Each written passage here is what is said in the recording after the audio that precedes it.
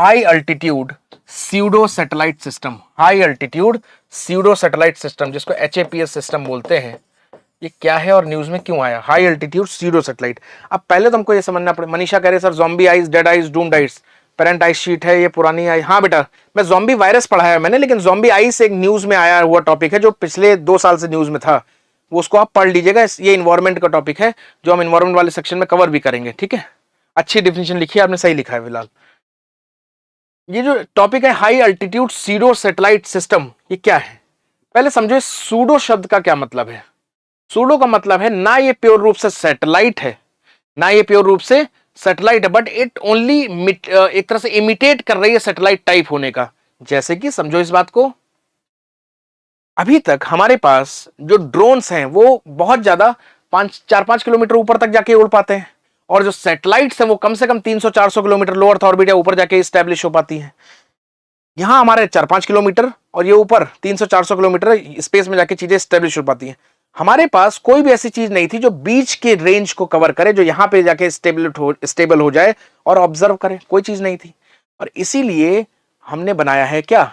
High altitude pseudo satellite system. ये basically क्या करते हैं, धरती से लगभग अर्थ से ऑलमोस्ट 20 किलोमीटर ऊपर, कितने किलोमीटर ऊपर? 20 किलोमीटर ऊपर जाके ये यहां पे स्टेबल हो जाते हैं और लॉन्ग टर्म के लिए वहीं पे स्टेबल रहते हैं। जनरली ये सोलर पावर्ड होते हैं, ध्यान रखना, सोलर पावर्ड होते हैं, और ये गैप को फिलअप कर रहे हैं। ध्यान रखो, जो सैटेलाइट जो 200-300 किलोमीटर ऊपर है और जो नॉर्मल ड्रोन्स जो हमारे 4-5 किलोमीटर 100 कुछ मीटर से ऊपर जा सकते हैं, इन ड्रोन्स और सैटेलाइट्स के बीच में एक तरह से देखा जाए कोई चीज जरूर थी ना जो हमको और ज्यादा मॉनिटरिंग करे। उस गैप को फिल करने का काम कौन करता है? Pseudo satellites. ये क्या हो सकती है? ये एक तरह के ड्रोन जैसे दिखने वाली चीजें हो सकती हैं, ये एक तरह से एरियल शिप्स हो सकती हैं, या बलून्स भी हो सकते हैं। समझ में आ रहा है? ये क्या हो सकते हैं? बलून्स भी हो सकते हैं। बट पॉइंट आपको ये समझना है कि सूडो सैटेलाइट शब्द क्यों यूज किया गया है। ये हमसे धरती से लगभग 20 किलोमीटर ऊपर स्टेबल किए गए, उनको वहां पे रखा गया है। 20 किलोमीटर ऊपर मतलब देखिए, ये आपको पता ही, 20 किलोमीटर ऊपर मतलब क्या, कौन सी लेयर हो जाती है एटमॉस्फेयर की? स्ट्रेटोस्फेयर। तो पेपर में ये भी क्वेश्चन आ सकता है, ये किस लेयर में रखे गए एटमॉस्फेयर के? स्ट्रेटोस्फेयर। ठीक है, लिख लेना इस चीज को भी इंपॉर्टेंट है।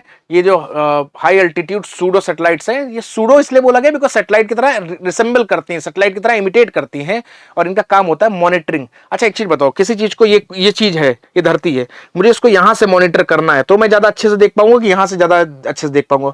ऑब्वियस सी बात है, जितना दूर जाऊंगा उतना अच्छे से, और बहुत ऊपर चला जाऊंगा शायद और दिक्कत हो मुझे देखने में। तो एक मिड रेंज की मुझे सैटेलाइट चाहिए थी जो ऑब्जर्वेशन कर सके धरती पे, और इसीलिए हमने निकाला है क्या? High altitude pseudo satellite system. धरती की अच्छे से बेटर तरीके से मॉनिटरिंग कर सकती है, ऑब्जर्वेशन कर सकती है। क्लियर हुआ नहीं हुआ? कहां बनाया गया इसको? कर्नाटका में। और किसने? CSIR और नेशनल एरोस्पेस लेबोरेटरी ने। ये लिखना बहुत इंपॉर्टेंट है, इसको बनाया किसने है?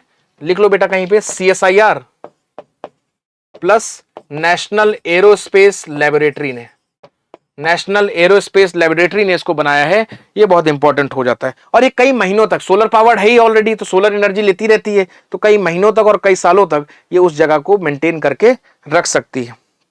ठीक है, एक नाम और मेरे दिमाग में आ रहा है जिसका नाम है मॉर्निंग स्टार सूडो सैटेलाइट। क्या नाम है उसका? Morning star pseudo satellite. ये किसकी सैटेलाइट है? मॉर्निंग स्टार नाम की सूडो सैटेलाइट किसने बनाई थी?